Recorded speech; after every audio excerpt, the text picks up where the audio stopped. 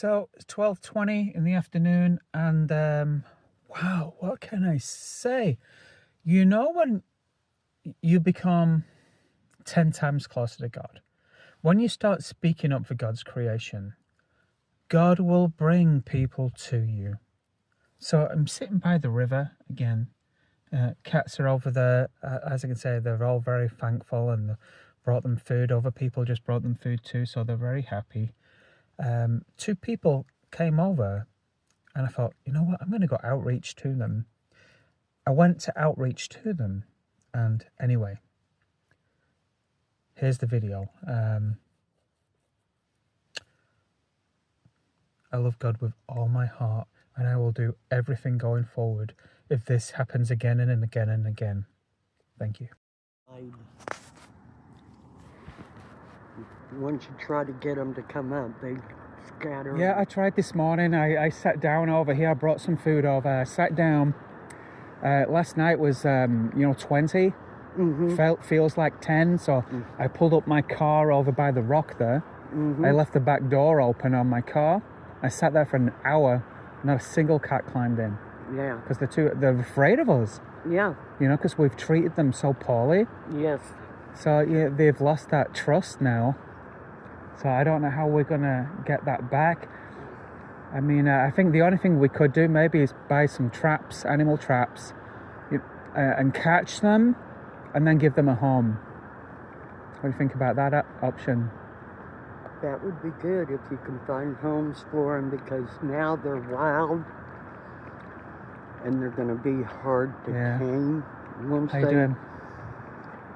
Once they're dumped, they just, they got to fend for themselves. Right.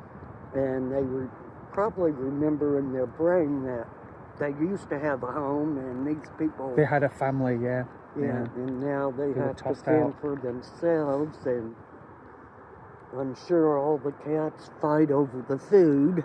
Yeah. I'd be able to contact a local... My name is Brian, by the way. I'm I'm filming a documentary. Oh, okay. It came to my attention that the city is breaking laws and they're dumping animals here to be killed. Oh. So cats are being dumped here in the hope that they just die. Oh my God. Right? Because they will do. They will do, right? With no food, no water. So, and this was a tip-off from the Humane Society. I called them and said, hey, I see some cats out here. And they said to me, oh, maybe it's the city. I know they dump cats there sometimes, unwanted cats. So, wow. yeah, See, I didn't know that. That's probably what that is, yeah.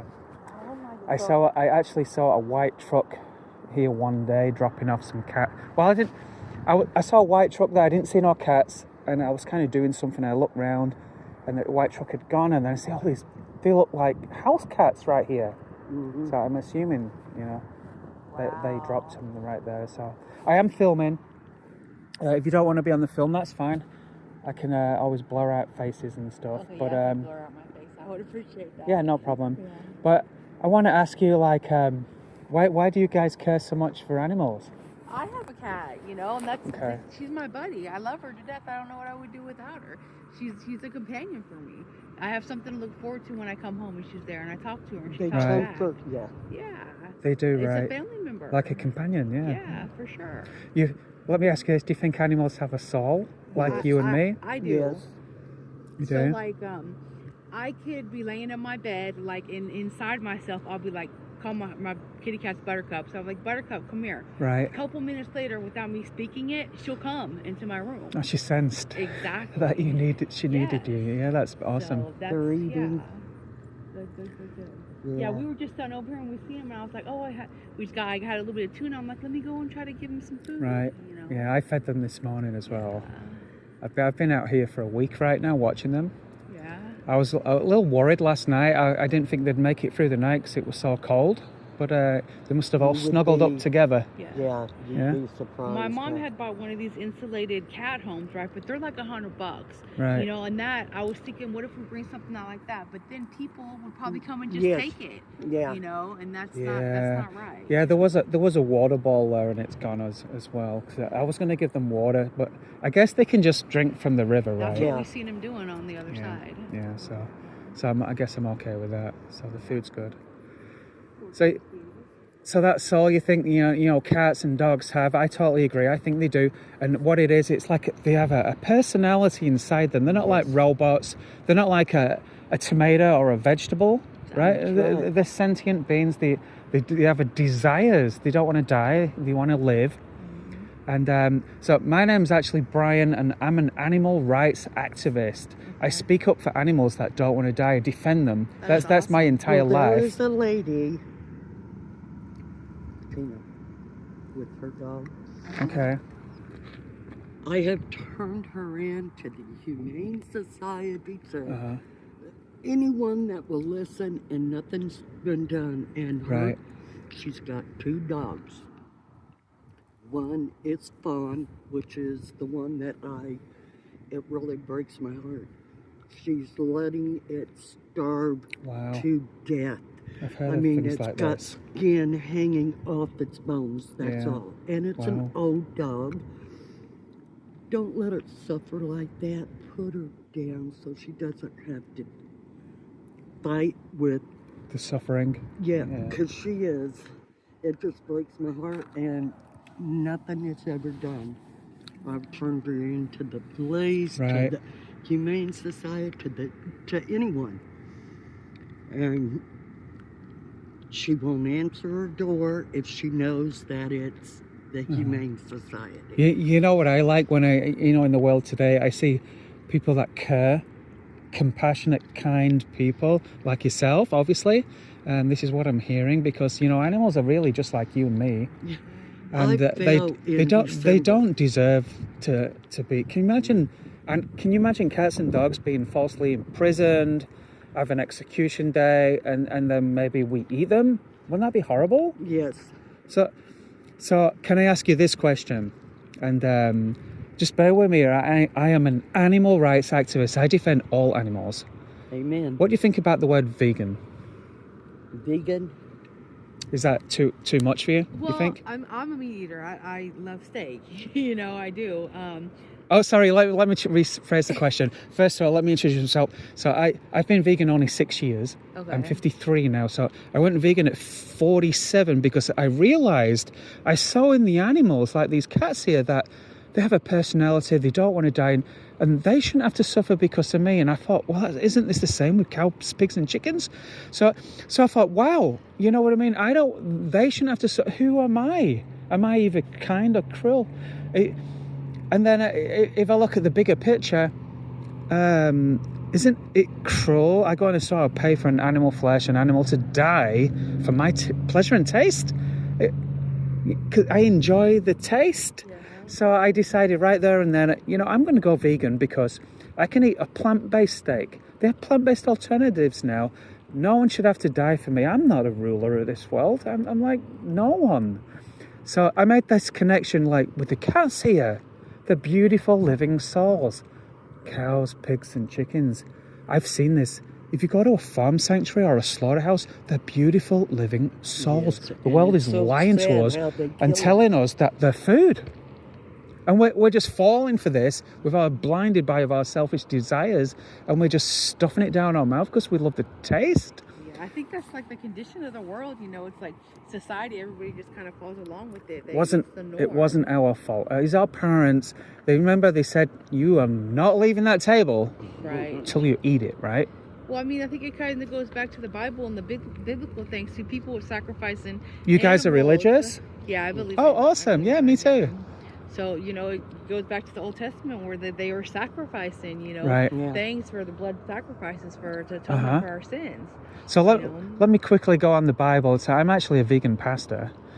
And so, when it comes to the Bible, so where do you think the best place to hide lies are? To hide lies? If I was going to lie to you and try and manipulate and deceive you, where's the best place to hide these lies?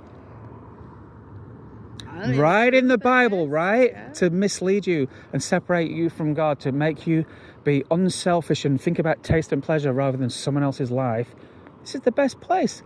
Now, I'm going to just quote a couple of verses. You don't have to look them up right now. You maybe look them up later if you want. But Jeremiah chapter 8 verse 8 clearly states that some of the scribes are people that write the Bible, have purposely lied to mislead people from God. I mean, right? I believe that. So let's look at this logically. To kill an animal, to stab them in the throat, could you do that? I couldn't, no. No. So let's think about this. In the old days, let's stab this animal to death, and maybe what, God's going to forgive us for something we did wrong? If we murder an animal that doesn't want to die, will they scream and beg for mercy? So, and then in Hosea chapter 6, verse 6, it very clearly says that God desires mercy and not sacrifice.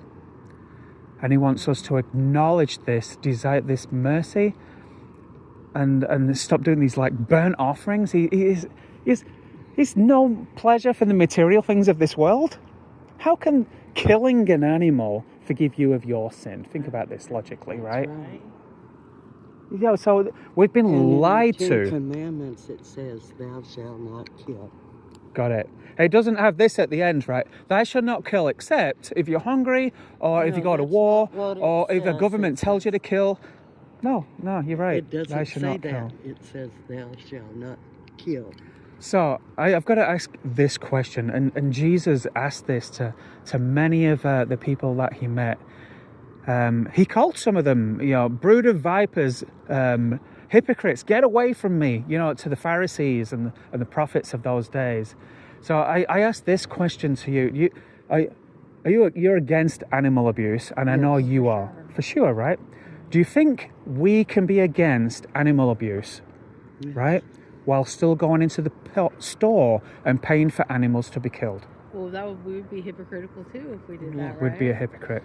And Jesus, in the Bible, he stood up and said, "You hypocrites, you brood of vipers," because I think a hypocrite can be blinded by our selfish desires, and it wasn't our fault. When we put taste and pleasure first, we don't actually see the animal being killed, right? Right. So this is the truth. So pigs are forcibly impregnated in factory farms, in concrete sheds. Okay, mom has no choice. They forcibly impregnate her. Her babies are sent to slaughter when they're 6 months old. They usually spend that first 6 months in total darkness, concrete sheds, to save money. They get their first glimpse of daylight on a slaughter truck on the way to be executed. They're like children, 6 months old. They've never done anything wrong. And then when they get to the slaughterhouse, they're not stupid. They smell, the blood. They hear the friends before them being killed. And at the slaughterhouse, they put them in gas chambers now. And just until the heart's about to stop, but they don't want it to stop yet. Right. Now they want to slit the throat, and they hang them upside down, and they usually choke on their own blood. And then they're sent away to be hidden. They disguise this. They remove their head. They remove the personality, the feet, the hands, the head, and rip up their body and put it in little plastic packages so it looks like food, right? So we've been manipulated. Do you think we can say we're kind people while still paying for that to happen? That would make us cruel. We can't be both, right? Right. We can't be kind and cruel unless we're manipulated, right? So for me, going vegan was about aligning my actions with the morals, who I say I am. I'm a kind person. So now I'm awake to the truth, and I know these animals don't want to die. I align my actions by going vegan. You can buy vegan steak, vegan chicken, vegan pork now. Yeah, I think they make like mushrooms you could like kind of fry up like it's a steak. Now let me ask you a question. What about fish? Do you feel the same way about fish? Because you said all animals, right? Right. So you don't eat fish neither? That's No, and so you've got to remember this. I know what's going through your head. So in the Bible, there's a lot of manipulation to make you think, oh, well, Jesus did it, I can do it, right? So yes, fish are sentient beings. They have a desire to what? Live, not die. They don't want to die. So can you imagine being a fish in the river here, and someone puts a hook in your face and rips you out and you start suffocating, and your life has been stolen away from you for taste and pleasure? I mean, let's do the balance here. So what's taste and pleasure? Maybe a meal you had a few days ago, you don't even remember that we shit out And someone lost their entire life for you and me? So what about animals? Like, animals eat other animals, fish eat other fish, you know? Okay. You got the prey, like, you know, the lion, he'll go and, you know, kill an ox to be able to eat. So in Genesis 1:29, this is where, you know, God says in the beginning, this is what he left instructions for us to do, right? So in Genesis 1:29, he says, we shall eat the seeds, the fruits of the trees, the vegetables, and this will be our food. And it was good, and it was so. Now in Genesis 1:30, he says, and to the animals, this is what you should eat. The vegetables, the seeds, the plants, and this will be your food. He said this to the animals and you and me. In Genesis 1:26, he gave you and me dominion. He put us in charge. We're rulers of this world. What does this word dominion mean? Doesn't mean kill and destroy. Someone's trying to manipulate us to kill and destroy. He wants us to be stewards and take care of them and teach them how to eat and follow God's scriptures. So when it comes to animals eating animals, let's say the lion, for example, we have not looked after them. We've pushed them into a corner and they're in survival mode. They have no choice. They have to survive. They'll eat whatever they want. They're hungry. You can be controlled by your stomach. You have no food for 3 days. You'll eat whatever's in that cupboard. The stuff you've been pushing back and you haven't touched for a long time, you'll eat that for sure. So a lion also kills their cubs, their babies, if they think they're not strong enough. Right. We don't mimic that option neither. So if a lion kills an animal, why aren't we killing our kids too? Because it's society here that's controlled us, they've manipulated us, conditioned us to think only one way. So let's think about this. I'm glad Are you ready? Are you ready to align your actions with your morals? You say you're kind, yes. You're not going to be cruel to animals. You think you could go vegan today? Yeah. You think you could? I probably could too, yeah. Wow, that's beautiful. Because it's way healthier for you too. I mean, we don't have all these diseases and these, you know. Let me tell you a few hidden secrets too. It's much cheaper to be vegan too. You know, you go to the grocery store, you know what the cheapest foods are in the grocery store? Vegetables. Tomatoes, potatoes, rice, breads, beans, all these things. Then you even think about nutrition. All of the nutrition is within these things too. You know, protein, they say you need to eat meat for protein. Mm-hmm. Bullshit. It's in all these vegetables too. You just need a little nutritional clash that you can watch on YouTube. You just need some recipes, some ideas that you can make. And I eat chicken, steak, fish even, a plant-based version of all these things all the time. And there's so much difference in your life when you can sit down, you eat a meal and think in your heart that no one suffered on this plate. No one died because of me. And now I'm honouring God by the things I eat. If I say to God, I love you with all my heart, and then turn my back and start killing his animals and eating them, you know, this is a disconnection. But don't just take my word. I've got a documentary that I want you to both to go away and watch. Okay. It's called Dominion. Have you ever heard of that before, Dominion? I don't think so. I have. What it does, it shows you the hidden truth in this world. It's free to watch. I'm not selling Where's it at? anything. Is it on YouTube or where's it at? Do you have a phone? I don't have mine on me. Do you have yours on you? No. Yeah, grab your phone and I'll pull it up for you. And break it too many times. So you eat a lot of meat, eggs and milk? I do a lot of veggies. Right. A lot of veggies. I do my garden. And I used to eat a lot of milk, eggs. I used to eat a lot of fish because it's tasty, right? Fishing. Oh, yeah, and it's tasty. I grew up in the South and we depended on catching our food. Right. You know. Well, you know what the biggest lie in this world is? And it's been given to you to separate you from God, unfortunately. Animals are food. You know, God loves his animals. Yes, he loves his creation. He's not a destroyer. He's not a murderer that says, thou shalt not kill, but, kill them all. They're innocent. They've never done anything wrong. Just kill them all and then eat them? biggest lie in the world, you know. You know, in John, and you can look up scriptures later if you want, if you remember this, in John chapter 8, verse 44, it actually says right there who the murderer was from the beginning. Satan. Right, in John 8, chapter verse 44, it says, Satan was the murderer from the beginning. So in the Garden of Adam and Eve, it was Satan that killed an animal and brought over some flesh. Adam and Eve didn't see him killing the animals and came over and said to Adam and Eve, here, taste this and you'll be just like God. It's beautiful. And then they ate it and then he went, ha-ha, look what you did. And then they were so ashamed and so full of guilt. This is what brought death and sin into the world. Don't have to believe that anyway, but I want you to watch this documentary. Okay. Let me stop my phone. It's hard to watch on the phone, but what this documentary does, it shows you, it makes that connection for you, because we've been lied to.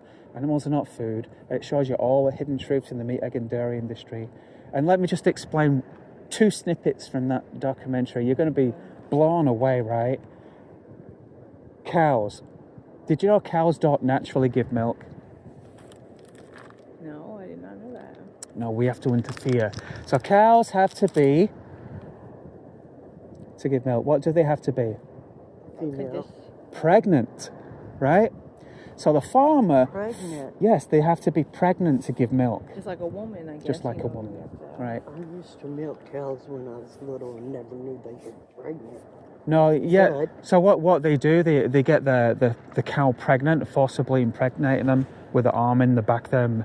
They jack off the bulls, get the semen and put it in there, because they can't wait around for the bull and the cow to get it on. So they forcibly impregnate them. When mother has the baby, if the baby is male, worthless to the dairy industry, and sometimes just a few hours old, they're killed. And you know, their entire life stolen from them because we want their milk. Isn't that shocking? And that's just a part of it. What about mom? Can you imagine being in mom's position? You just have your baby stolen from you. You don't even know how you got pregnant. And your baby's stolen from you and she's pining for days and days and days for her baby back. Or if you were the child, your mum's just been taken away from you. You've done nothing wrong and they start bashing you in the head with a metal bar. It's unbelievable. For milk, you know? That's crazy. That's crazy when you think about stuff like that. And you know what happens to mum when she stops producing milk or having babies? They probably take her to the slaughter. Huh? Yeah, they chop her head off and kill her. And so this is milk. What do you think of eggs? Do you think there's any problem with eggs, eating eggs? Well, they're the Oh my goodness. beginning of a chicken. Yeah. Well, it's kind of not, because they have special machines now that they can analyze the egg before it hatches. They can see if it's fertile or not.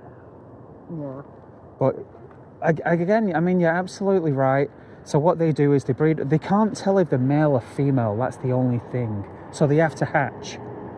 And when they hatch, the males are worthless to the egg industry. They send the males in gas chambers or macerators. You know what a macerator is? Like a food blender. So the male chicks go live into a food blender and they're just tossed out like waste. Their life's stolen from them. And the reason they do that with the males is because they don't grow quick enough. They don't lay eggs. They eat too much seed. So they focus more on exploiting the females. You know, so they can keep it forcibly impregnating and going and going and going. I never really thought about it like that before, you know. I mean, So all I'm doing today is sharing 2 little truths there from the milk and the eggs. And you don't even want me to go towards meat, and, right? You know, and it's been like that forever and ever and ever, right? I mean, like, Do you know, I remember I was at a football game once, and it was a raffle, and I bought a ticket, and I won. I thought, wow, there's all these people here, and I won. They said, Brian, come on over to the box up the front here, and you've won 64 ounces of steak, right? So I go up there, I get my prize, I'm all excited. I wasn't vegan at the time. You know, I'm a compassionate person at the time, but I really didn't understand, you know, the meaning of life as we do today. So anyway, I get home and I'm cooking this on the grill, and it just looked like someone had chopped up a body, and these pieces were like, oh my gosh. And I kind of made this connection. I started feeling guilty every time I ate meat. And then, well, I don't even need to say anymore. That's the documentary I want you guys to watch. That shows you the hidden truth in this world that's been hidden from you. I was 40. It took me 47 years to wake up to this truth, you know? And I always felt like Jesus was trying to get this message to me too, because a little bit about Jesus. So he stood up to the sacrificial system back in the days. He went into the temple where the people were changing the money, drove all the animals out, and made a big speech and a scene and everything. And a few days later, they arrested him, charged him with blasphemy, and crucified him on a cross. So where was Jesus born? Remember? It was Bethlehem. Oh, no, keep thinking a little deeper. Oh, Nazareth. In the manger. In the manger. He was born in a barn, surrounded by animals. Right? What did he do his 40-day fast? In Remember? the wilderness, wasn't it? Like Yes, in the scriptures, he was in the wilderness for 40 days, surrounded by angels, and it's in the scriptures, and animals. What about, and then before his resurrection, of course, he was freeing the animals from the temple. What about after his death? Where is he now? You know, in the book of Revelations, it says in Isaiah, it says that God is on his holy mountain now, and that's where we're all going to go. There'll be no more crying. He's going to wipe away the tears from our eyes. No one's going to suffer. There'll be no more death, and all the animals and mankind will be together. So this journey, Jesus is coming right from the beginning with the animals at the start and right to the end. Doesn't that tell us something? Yeah. Well, you know what the world says? You can go into your modern day church today and they'll tell you to grill the animals, eat them, because they're trying to separate you from God. Oh, interesting. Don't you think Satan has some say in this? I would think so, yeah. Right. Probably. He was a murderer from the beginning and a liar. That's what it says in John chapter 8, verse 44. Very interesting. So all I ask today is you go away, watch that documentary together. It's going to be hard, but it's going to enlighten you the truth about what we purchase in the store. And I really hope you make that ethical change in your hearts to go vegan, forward. It's not going to cost you anything. It's just we're aligning our morals with our actions, who we say we are. Yeah. We're saying we're kind, caring people. Can you imagine this? Look, I'm kind. I came out to bring some food for the cats because I'm kind. I use my own gas money. I come out here, and then, but I'm going to go and pay for some pigs to be murdered at 6 months old because I like the taste of bacon. Yeah. So taste and pleasure over someone else's life, and we've got to separate this. And this is how we do this, right? Yeah. What was your name again? Brian. Brian. It was nice to meet you, Brian. You too. I'm freezing to death. But We've got an appointment to get to. We gotta go for it. So you think you'll watch the documentary? Oh yeah, definitely. Awesome. Well, God bless you both. Thank Take care. you. Nice to meet you. Thank you.